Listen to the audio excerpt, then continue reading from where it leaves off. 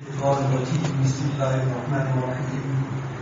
الحمد لله وكفى وسلام على عباده الذين اصطفى. أما بعد فقد قال الله عز وجل: أعوذ بالله من الشيطان الرجيم. بسم الله الرحمن الرحيم. ومن يتق الله يجعل له مخرجا ويرزقه من حيث لا يحتسب ومن يتوكل على الله فهو حسبه إن الله بالغ أمره قد جعل الله لكل شيء قدرا.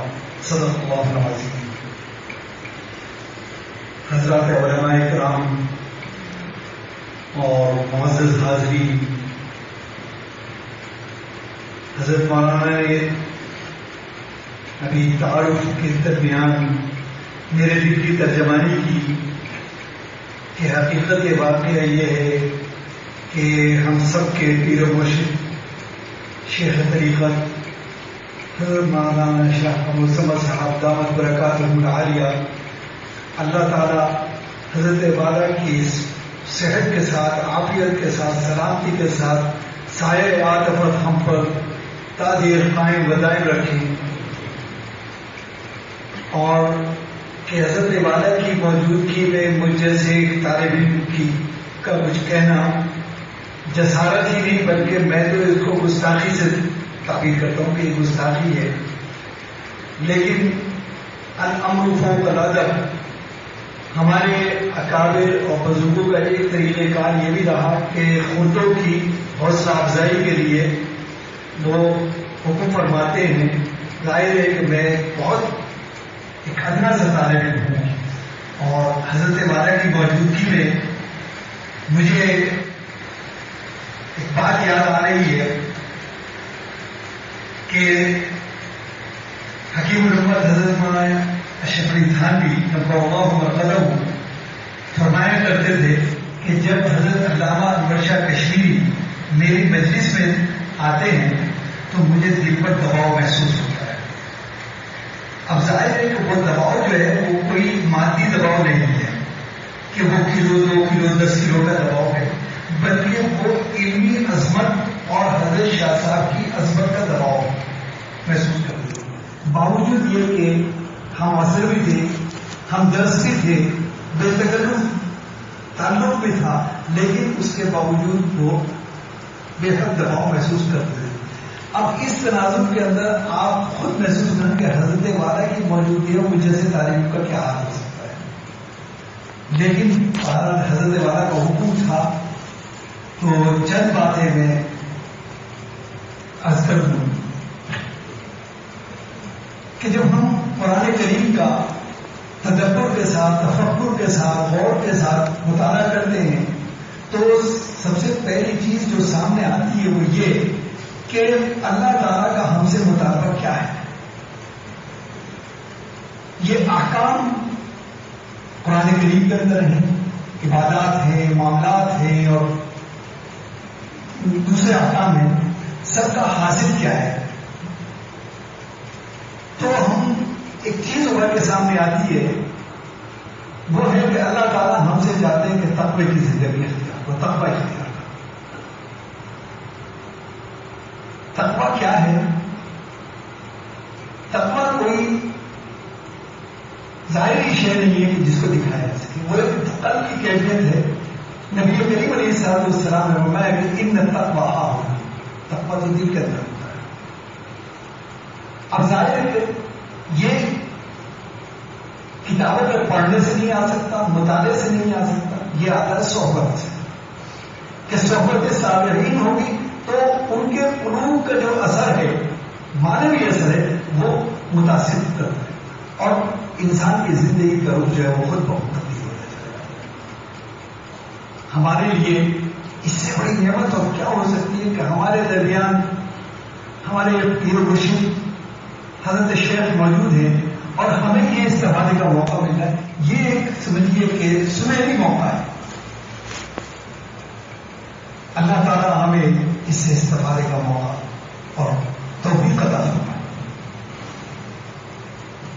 تو قرآن کریم میں تعالیٰ کا مطالبہ جو ہے مومنین سے وہ ہے تقوی کا، اور پورے قرآن کریم کریم کا مطالعہ کریں. یا ایھا الذین آمنوا کتب علیکم الصیام کما کتب علی الذین من قبلکم لعلکم تتقون.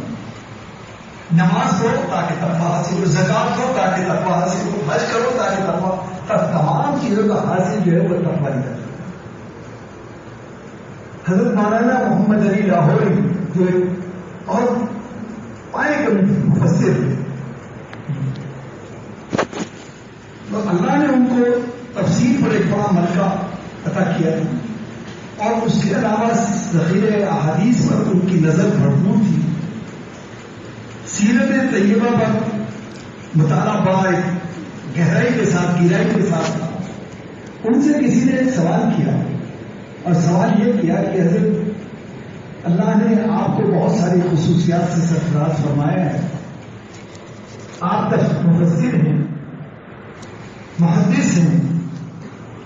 اگر کوئی آپ سے یہ سوال کرے کہ پورے قرآن کریم کا حاصل کیا ہے، تمام ذخیرہ احادیث کا جو حاصل ہے وہ کیا ہے، اور نبی کریم علیہ الصلوۃ والسلام کی سیرت طیبہ کا حاصل کیا ہے، تو آپ مختصر طور پر کیا جواب دے سکتے ہیں اور کتنی دیر میں آپ کے پاس جواب دے سکتے ہیں؟ عجیب بات فرمایا کہ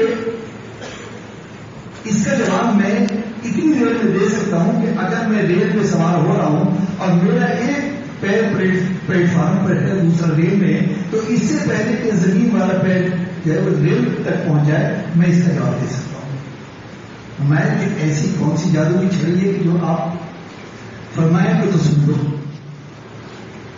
پورے قرآن کریم کا حاصل، پورے احادیث کا اور سیرت طیبہ کا حاصل ہے مجھے 3 لفظ ہو جائے کہ عبادت خدا کی، عبادت خدا کی، اطاعت رسول خدا کی، اور خدمت مخلوق خدا کی. تو یہ اکابرین دراصل اس کا عملی اور ظاہری نمونہ ہے. عبادت خدا کی، اطاعت رسول خدا کی، اور خدمت مخلوق خدا کی. ہمیں جتنا بھی فیصلہ تو اصل چیز نکلتی ہے تقویٰ. اور اللہ تعالیٰ نے اس آیت کے اندر 3-4 وعدے فرمائے کہ جو شخص تقوی کی زندگی اختیار کرے گا تو میرے 4 وعدے ہیں، جس میں سے 3 جو ہے وہ اسی دنیا کے اندر اور اسی زندگی کے اندر پورے کیے جائیں گے. پہلا وعدہ ہے کہ وہ یہ تقویٰ ہے کہ اللہ مخرج، کہ جو آدمی تقوی کی زندگی اختیار کرے گا میرا وعدہ ہے کہ میں اس کو پریشانیوں سے اس طرح سے نکال دوں گا کہ اسے یہ احساس ہی نہیں ہوگا کہ کب پریشانی آئی تھی کب ختم. یقین شرط، کیونکہ یہ دنیا جو ہے ہی پریشانیوں کی، لقد خلقنا الانسان فی کبد، کہ انسان کو پیدا ہی پریشانیوں کی. میں انک قادر ہوں الی ربک قدحا فملاقہ، کہ انسان پریشانیاں اٹھاتا، دھکے کھاتا ہوا، آخرکار ایک وقت ہمارے دربار کی طرف آ جائے. تو یہ دنیا میں ہے ہی پریشانی. اور خالق کائنات جب وعدہ فرما رہے ہیں کہ وہ یہ تقویٰ ہے جب میں وعدہ ہے کہ میں تمہیں پریشانیوں سے اس طرح سے نکال دوں گا کہ تمہیں احساس نہیں.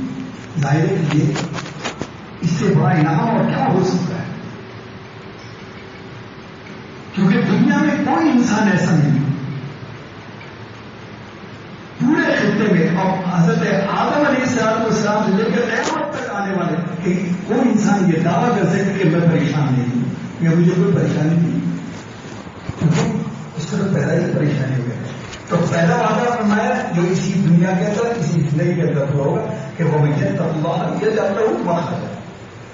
دوسرا وعدہ فرمایا کہ وَيَرْزُقْهُ مِنْ حَيْثُ لَا يَحْتَسِبُ، کہ اللہ تعالیٰ رزق بندے کو اس طرح سے بے شان و گمان عطا کریں گے کہ انسان کو یہ احساس بھی نہیں ہوگا کہ مجھے یہاں سے بھی رزق مل سکتا ہے. رزق کے معنی بہت وسیع ہے، بہت اس کا مفہوم بہت وسیع ہے.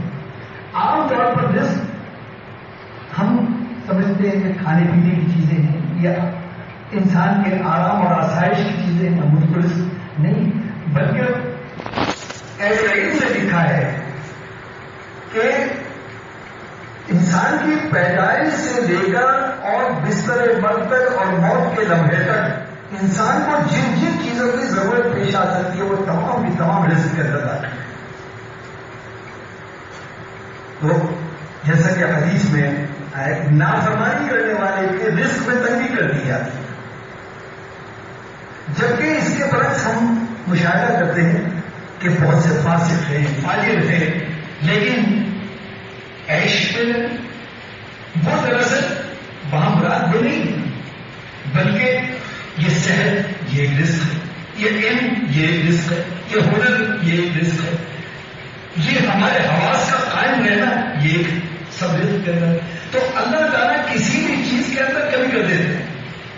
آپ نے اسی دنیا کے اندر دیکھا کہ اللہ نے نوازا، پیسوں سے مال رکھا، بہت کچھ، لیکن صحت نہیں ہے. تو اصل چیز رزق ہے کہ رزق ایک بہت وسیع اور مانا لفظ ہے.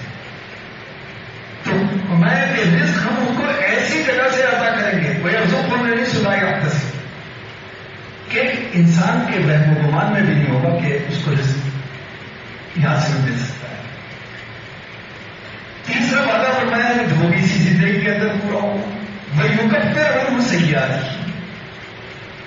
کہ ظاہر ہے کہ انسان خطا کا ہوتا ہے، خطا ہوتی ہے، لیکن اللہ تعالیٰ نے توبہ کے دروازے کھول رکھے کہ گناہ کرتے کرتے تھک جاؤ گے، لیکن اللہ تعالیٰ معاف کرتے کرتے نہیں تھے. موسیٰ علیہ السلام کے دور کے اندر کا ایک واقعہ کہ موسیٰ علیہ السلام نے اللہ سے دعا کی کہ اللہ اس وقت روئے زمین پر جو تیرا سب سے محبوب ترین بندہ ہو مجھے نشاندہی کروا دے، میں اس کی زیارت کرنا چاہتا ہوں. جو سب سے زیادہ محبوب ترین نہیں فرمایا کہ جو سب سے زیادہ موصول ہو، سب سے زیادہ قدر اس کا راز ہو، ایسا کون سا بندہ ہے؟ تو رہنمائی ہوئی کہ مدین چلے جاؤ. مدین چلے گئے اور وہاں جانے کے بعد اس شخص کے بارے میں معلوم کیا کہ فلاں شخص ہے، فلاں محلے کے اندر. اب جس شخص سے بھی پوچھتے ہیں وہ بڑے عجیب نظروں سے دیکھ رہا ہے کہ آپ سورج سے بڑے معقول آدمی نظر ہیں، وہ پہچانتے ہیں کہ اللہ کے نبی ہیں، کہ سورج سے آپ بڑے وجیح آدمی ہیں، بہت ہی خاندانی آدمی لگ رہے ہیں، اور علم و حکمت آپ کے چہرے سے محسوس ہو رہا ہے، آپ کو ایسے آدمی سے کیا کام ہے؟ فرمایا کہ بس مجھے پہنچا دو. پہنچ گیا وہاں، ملے اور واپس آ گئے.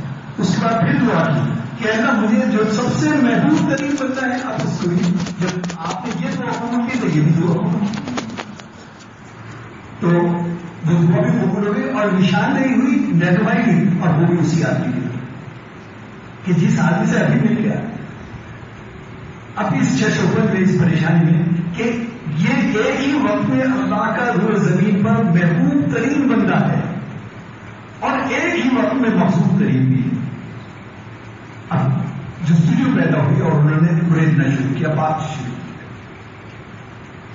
بات کا حاصل یہ نکلا، اس نے کہا کہ میں